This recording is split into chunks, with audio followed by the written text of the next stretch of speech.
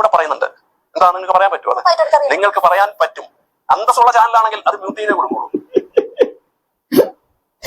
മധു ഇടയ്ക്ക് ഭയങ്കര കോമഡി പീസാവുന്നുണ്ട്. ഞാൻ പാണല്ല പറയാനല്ല, നീ തമ്പുരാനല്ല, ആണ എനിക്കൊരു കാര്യമില്ല എന്ന് പറയുന്ന ആ വാക്കില്ലേ, അത് നിങ്ങൾക്ക് പറയാൻ കഴിയുമോ? അന്തസ്സുള്ള ചാനലാണെങ്കിൽ ആ ഒരു സംഗതി മ്യൂട്ട് ചെയ്ത് കൊടുക്കൂ. ഞാൻ അത്ര വലിയ ഭയങ്കര അന്തസ്സുള്ള ചാനലൊന്നുമില്ല. അങ്ങനെ ഒരു അന്തസ് എൻ്റെ നെഞ്ചത്ത് ആരും കെട്ടിവെക്കും വേണ്ട കേട്ടോ. എന്തായാലും ഇവിടെ അത് അന്തസ്സുള്ള, നിങ്ങൾക്ക് അന്തസ്സുണ്ടെങ്കിൽ പറയാൻ പറ്റുന്നത് ചോദിച്ചപ്പോൾ ആ പെൺകുട്ടി ഒരു മടിയില്ലാത്ത ആ വാക്ക് ആ മനുഷ്യനെ മുഖത്ത് നോക്കി പറഞ്ഞു. അയാളത് പ്രതീക്ഷിച്ചിട്ടില്ല കേട്ടോ. നമ്മുടെ നാടിന് പൊതു പൈതൃക സംസ്കാരം ഒക്കെ ഉണ്ട്. അസഭ്യത്തെ പോലും സബ്ലിമൈസ് ചെയ്യുന്ന ഒരു പുതിയ സംസ്കാരം വരികയാണ് ഇവിടെ. അത് ചെറുത്ത് തോൽപ്പിക്കപ്പെടേണ്ടതാണെന്നാണ് ഞാൻ വിശ്വസിക്കുന്നത്. ഈ അമ്പലങ്ങളിൽ പാടുന്ന സ്വാഭാവിക നോക്കൂ, ഈ മനുഷ്യൻ പറയുന്നത് അസഭ്യങ്ങൾ അല്ലെങ്കിൽ തെറികളൊക്കെ സബ്ലിമൈസ് ചെയ്യപ്പെടുന്നു. അതായത് പുകഴ്ത്തി പറഞ്ഞിട്ട് വളരെ നല്ലതാണെന്ന രീതിയിലൊക്കെ അവതരിപ്പിക്കുന്ന ഒരു സംസ്കാരം നമ്മുടെ കേരളത്തിൽ വന്നിട്ടുണ്ട്. അത് എതിർക്കപ്പെടേണ്ടതെന്നാണ് മധുവിന്റെ ഒക്കെ അഭിപ്രായം എന്ന് പറയുമ്പോൾ, ഈ തെറിയൊക്കെ നമ്മൾ ഇതിനു മുമ്പും കേട്ടിട്ടുണ്ടെന്ന് വേറൊരു മനുഷ്യൻ പറയുന്നുണ്ട്. ഈ തെറി നമ്മൾ കേൾക്കുന്ന വെച്ച് കഴിഞ്ഞാൽ അത് അദ്ദേഹം പറഞ്ഞു കഴിഞ്ഞ ശേഷം ഞാൻ പറയുന്നതായിരിക്കും നല്ലത്. ഒന്ന് കേട്ടോ. ആ സോപാന സംഗീതത്തിലുള്ള അഷ്ടപതിക്ക് ആധാരമായ ഗ്രന്ഥം ഏതാണ്? ജയദേവന്റെ ഗീതഗോവിന്ദം 12ാം നൂറ്റാണ്ടിൽ രചിക്കപ്പെട്ട ഗ്രന്ഥമാണ്. അതിൽ പറയുന്നത് എന്താണ്? ഗോപി വീന പയോധര മർദ്ദന ചഞ്ചല കരയുഗശാലി.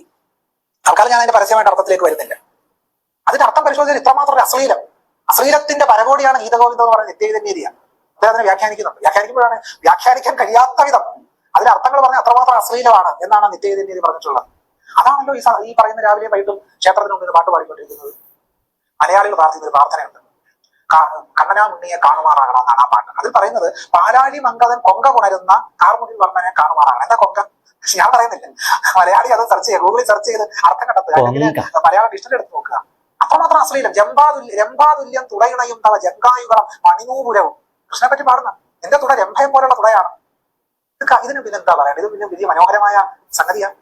ഇനി കൂത്തും കൂടിയാട്ടോ, അതുപോലെ കഥകളി, ഇങ്ങനെ ഈ കലകളിലൊക്കെ തന്നെയുള്ള സ്ത്രീവർണ്ണനകൾ എടുത്ത് പരിശോധിക്കണം.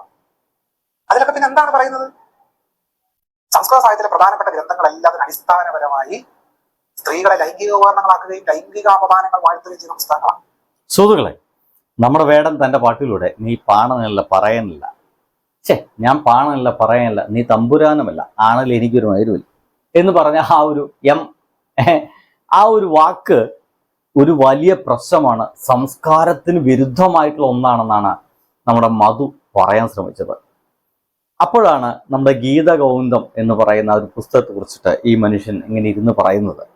ഗീതാഗോവിന്ദം നിങ്ങൾക്കൊരു ഷഷ്ടപതി എന്ന് കേൾക്കാം. നമ്മുടെ ക്ഷേത്രങ്ങളിൽ ഇടയ്ക്ക കൂട്ടി ഇങ്ങനെ പാടും. ഞേളത്ത് ഹരിഗോവിന്ദനൊക്കെ പറ്റി നിങ്ങൾ കേട്ടിരിക്കും. കേട്ടിട്ടില്ലെങ്കിൽ ഒരു 2 വരി നിങ്ങളൊന്ന് കേൾപ്പിക്കും കേട്ടോ.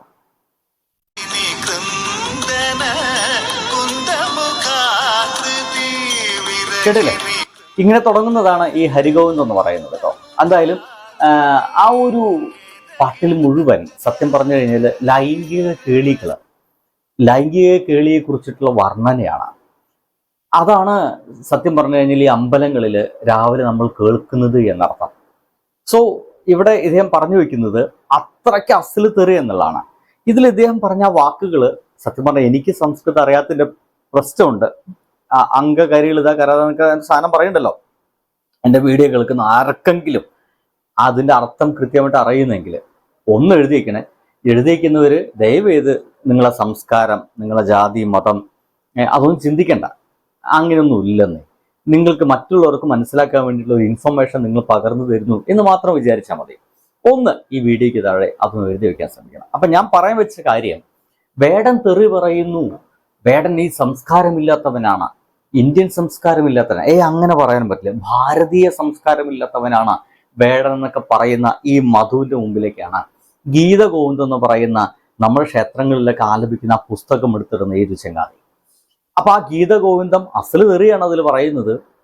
നമുക്ക് പരസ്യമായിട്ട് അതിനെ മലയാളീകരിച്ചു കഴിഞ്ഞാൽ കേൾക്കാൻ പോലും പറ്റില്ല.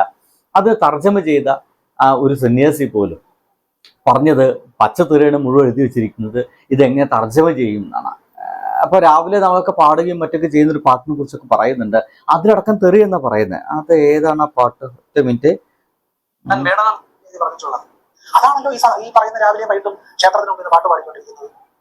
മലയാളികൾ പ്രാർത്ഥിക്കുന്ന ഒരു പ്രാർത്ഥനയുണ്ട്, കണ്ണനാമുണ്ണിയെ കാണുമാറാകണം എന്നാണ് ആ പാട്ട്. അതിൽ പറയുന്നത് പാലാഴി മങ്കതൻ കൊങ്ക പുണരുന്ന കാർമുകിൽ വർണ്ണനെ കാണുമാറാകണം. എന്താ കൊങ്ക? ഞാൻ പറയുന്നില്ല. ആ കൊങ്ക എന്താന്ന് എനിക്കും കിട്ടിയിട്ടില്ല കേട്ടോ.